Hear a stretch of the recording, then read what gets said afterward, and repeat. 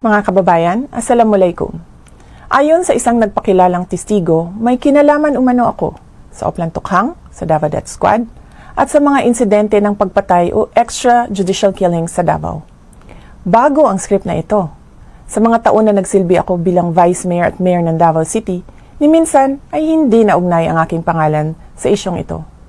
Bigla na lang nagkaroon ng testigo laban sa akin nang mahalal ako na Vice President.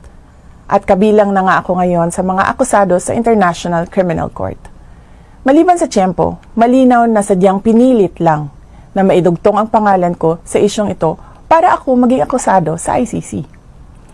Ang pagpupumilit ng ICC na pakialaman ang ating hudikatura ay panghihimasok sa ating soberanya.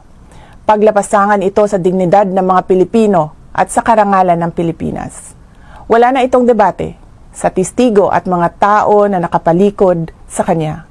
Mag-file kayo ng kasong murder laban sa akin dito sa Pilipinas.